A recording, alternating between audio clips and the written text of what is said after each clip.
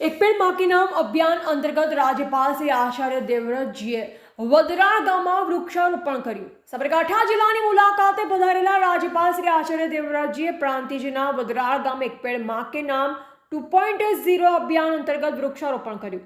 સાબરકાંઠા જિલ્લા વહીવટીતંત્ર અને વન વિભાગ દ્વારા આયોજિત વૃક્ષારોપણ કાર્યક્રમમાં રાજ્યપાલશ્રીએ બોરસલીનું વૃક્ષ રોપી પર્યાવરણ સંરક્ષણ થકી હરિયાળા ગુજરાતનો સંદેશ ફેલાવ્યો। વૃક્ષારોપણ કરી 3 વર્ષ સુધી તેનું જતન કરવા અપીલ કરતા રાજ્યપાલશ્રીએ જણાવ્યું કે મનુષ્યને અન્ન વગર ચાલે પરંતુ ઓક્સિજન વગર નહીં ચાલે।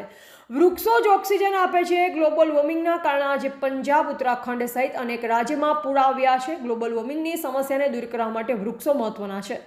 આ પ્રસંગે સાંસદ શ્રીમતી શોભનાબેન બારૈયા, રાજ્યસભા સાંસદ શ્રીમતી રમીલાબેન બારા, પ્રાંતિજ ધારાસભ્ય શ્રી ગજેન્દ્રસિંહ પરમાર, હિંમતનગર ધારાસભ્ય શ્રી વીડી ઝાલા, સાબરકાંઠા કલેક્ટર શ્રી લલિત નારાયણ સિંઘ સાંધુ, જિલ્લા વિકાસ અધિકારી શ્રી હર્ષદ વોરા, જિલ્લા પોલીસ વડા શ્રી ડોક્ટર પાર્થરાજસિંહ ગોહિલ, અધિકારીગણ કદમ, સેવણ, સપ્તપર્ણી, આંબો, વડ, બીલી જેવા વૃક્ષારોપણ કરી અભિયાનને પોષિત કર્યું હતું।